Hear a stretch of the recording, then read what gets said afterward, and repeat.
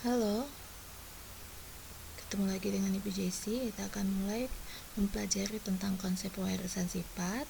Setelah minggu lalu kalian mendapatkan tugas mendata anggota keluarga kalian, sifat-sifat yang muncul seperti warna kulit, warna mata, dan sebagainya, di mana warna kulit, warna mata, dan kawan-kawannya itu kita sebut atau kita kenal dengan nama fenotip. Jadi fenotip ini adalah sifat yang tampak atau sifat yang muncul pada suatu individu. Nah, lawannya adalah genotip, di mana genotip ini dilambangkan dengan huruf. Ada yang dilambangkan dengan huruf besar dan ada yang dilambangkan huruf kecil. Kenapa dilambangkan dengan huruf besar dan huruf kecil? Berhubungan dengan sifat dominan dan sifat resesif. Nah, sifat dominan adalah sifat yang selalu tampak atau selalu muncul, sedangkan sifat resesif adalah sifat yang selalu kalah atau dia akan selalu kalah dengan sifat dominannya. Apabila dia berpasangan dominan, maka resesifnya tidak akan muncul sifatnya. Contohnya warna kulit. Warna kulit dominan untuk yang coklat, kalian bisa tuliskan genotipnya dengan huruf besar, C besar, C besar, sedangkan untuk yang sifatnya resesif, contohnya putih, kita tuliskan genotipnya dengan huruf kecil, yaitu C kecil, C kecil. Jadi untuk sifat dominan, genotipnya kalian bisa tuliskan dengan huruf besar, sedangkan untuk sifat resesif genotipnya dengan huruf kecil. Contoh lain pada warna mata, untuk yang dominan adalah warna hitam, dituliskan genotipnya H besar, sedangkan untuk yang resesifnya contohnya warna mata biru, genotipnya kita tuliskan H kecil. Demikian juga dengan bentuk wajah bulat yang dominan kita tuliskan dengan genotip B besar, sedangkan yang bentuk wajah resesifnya oval, genotipnya kita tulis B kecil. Kemudian untuk genotip yang homozigot seperti C besar dan C kecil, lalu ada juga yang heterozigot. Heterozigot ini berarti dalam suatu genotip itu terdapat dua sifat, yaitu C besar dan C kecil. Nah, untuk fenotipnya misalnya yang homozigot dominan adalah hitam, sedangkan yang resesif adalah putih, maka yang heterozigot fenotip yang akan muncul adalah fenotip dominannya, yaitu hitam. Selanjutnya kita akan melihat bagaimana menentukan alela atau gamet. Nah, kalau genotip tadi dia selalu berpasangan, C besar dituliskan dua buah seperti ini, C kecil atau C besar, C kecil. Alela atau gamet itu atau sel kelaminnya nilainya adalah setengah daripada genotip. Jadi cukup dituliskan satu saja. Untuk yang dominan berarti kita cukup tulisnya yang huruf besarnya saja, C besar.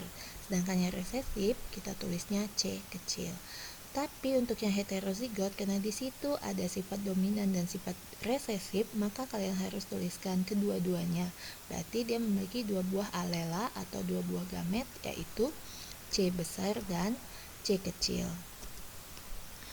Dan kita langsung lihat bagaimana menentukan fenotip dan genotip dari suatu soal.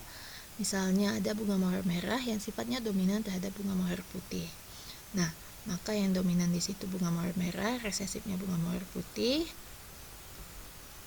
Fenotipnya yang dominan adalah warna merah, genotipnya bisa kita tuliskan M besar untuk yang homozigot, atau bisa juga kita tuliskan M besar M kecil untuk yang sifatnya heterozigot. Sedangkan untuk yang resesif, warna putih, genotipnya cukup satu, yaitu M kecil.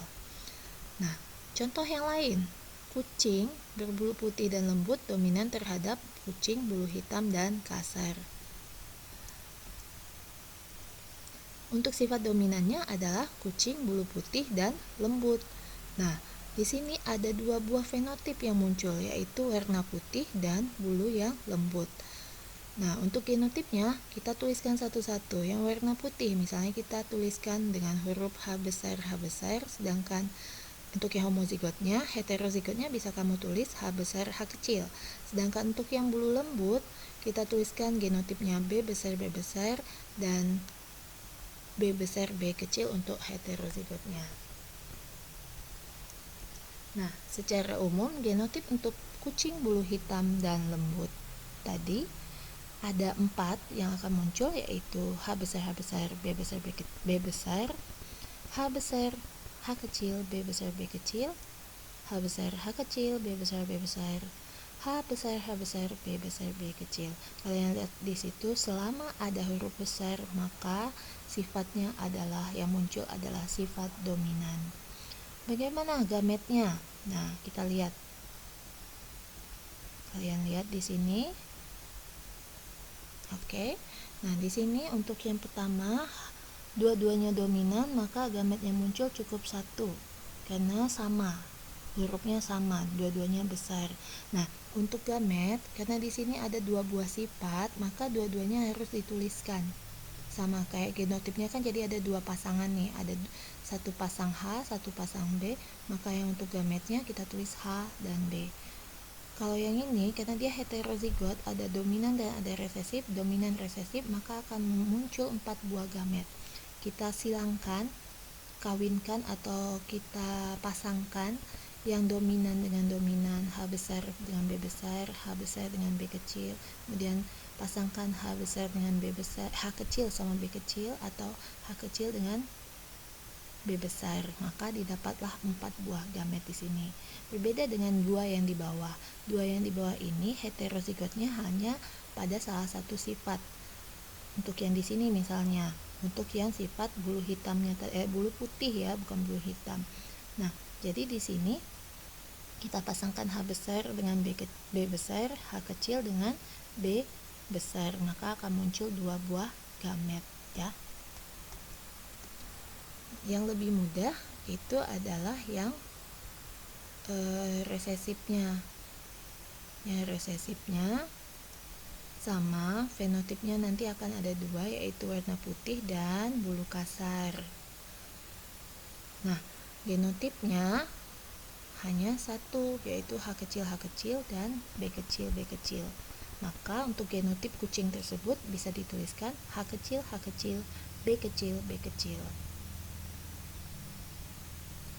Gametnya bagaimana? Nah, untuk gametnya, karena ini sama-sama huruf kecil dua-duanya, maka gametnya cukup dituliskan satu, yaitu H kecil, B kecil.